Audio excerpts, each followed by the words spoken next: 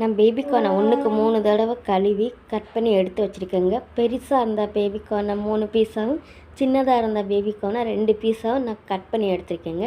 இப்போ இதுக்கு நம்ம மசாலா பரட்டி எடுத்துக்கிடலாம். இப்போ இதில் நம்ம உரப்புக்காக மிளகாப்பொடி, கொஞ்சம் மஞ்சப்பொடி, கலருக்காக காஷ்மீர் சில்லி பவுடர், கொஞ்சம் சிக்கன் மசாலா, இப்போ இதையும் இது கூட சேர்த்துக்கலாம்.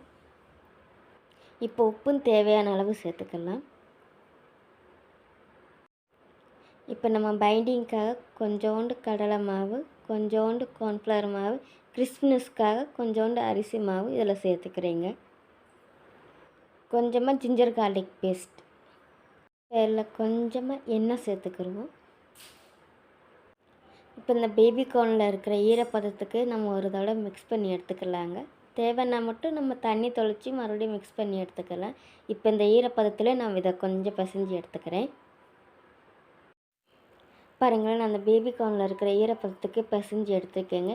இப்போ கொஞ்சோண்டு இதில் நான் தண்ணி தெளித்து மறுபடியும் நான் பிசைஞ்சு எடுத்துக்கிறேன். பிசைஞ்சு எடுத்துகிட்டு நான் உங்களுக்கு காட்டுறேன். இப்போ நான் இதை நல்லா மிக்ஸ் பண்ணி எடுத்துட்டேங்க.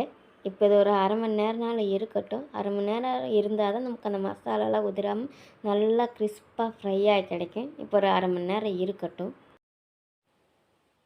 இப்போ அரை மணி நேரம் ஆயிடுச்சுங்க. பாருங்களேன், மசாலா எல்லாமே நல்லா ஒன்று சேர்ந்துருக்குங்க. இப்போ இதை நம்ம ஃப்ரை பண்ணி எடுத்துக்கிறலாம். நான் ஃப்ரை பண்ணுறதுக்காக எண்ணெயை ஏற்கனவே சூடாக்கி தாங்க நான் வச்சுருக்கேன். எண்ணெய் ரொம்ப சூடாக இருக்கக்கூடாதுங்க. ரொம்ப சூடாக இருந்துச்சுன்னா நம்ம அந்த பேபிகார்னை போட்ட உடனே மசாலா எல்லாம் பிரிஞ்சிருங்க. அதுக்கு தான் நான் சொல்கிறது. கொஞ்சம் மிதமான தீயில வச்சே தான் நம்ம இதை ஃப்ரை பண்ணி எடுக்கணுங்க. நான் இப்போ இந்த பேபிகார்னை அதில் சேர்த்துக்கிறேங்க.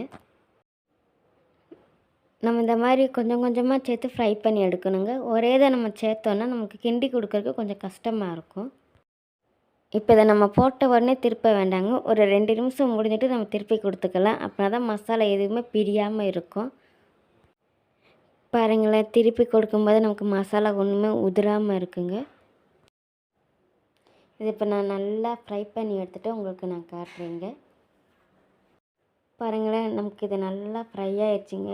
அதை எப்படின்னா, நம்ம போட்டப்போ இருந்த அந்த எண்ணெயோட சலசலப்புக்கும் இப்போ இருக்கிற அந்த சலசலப்புக்கும் கொஞ்சம் வித்தியாசம் இருக்குங்க. முன்னாடி இருந்ததை விட இப்போ கொஞ்சம் குறைவாக இருக்குது. அதனால தான் நான் சொல்கிறேன், இப்போ இதை நம்ம எடுத்துக்கலாம். இதுக்கு மேலே என்னை குக் ஆச்சுன்னா நமக்கு இது ரொம்ப கரிஞ்சு போயிடும், டேஸ்ட்டு நல்லா இருக்காதுங்க. அதுக்கு தான் நம்ம இந்த ஸ்டேஜில் எடுத்துக்கிறணும். அவ்வளோதான் ஃப்ரெண்ட்ஸ். குட்டீஸுக்கு இன்றைக்கி நம்ம புதுவிதமான ஒரு ஸ்நாக்ஸ் ரெசிபி தான் இன்றைக்கி நம்ம இந்த வீடியோவில் பார்த்துருக்கோம். இந்த வீடியோ உங்களுக்கு பிடிச்சிருக்கும்னு நினைக்கிறேன். பிடிச்சிருந்துச்சுன்னா மறக்காமல் இந்த ரெசிபியை ட்ரை பண்ணிவிட்டு எப்படி இருந்துச்சுன்னு எனக்கு கமெண்டில் சொல்லுங்கள். மறக்காமல் ப்ளூபெர்ரிஸ் கிச்சனை சப்ஸ்கிரைப் பண்ணிக்கோங்க, லைக் பண்ணிக்கோங்க. தேங்க்யூ.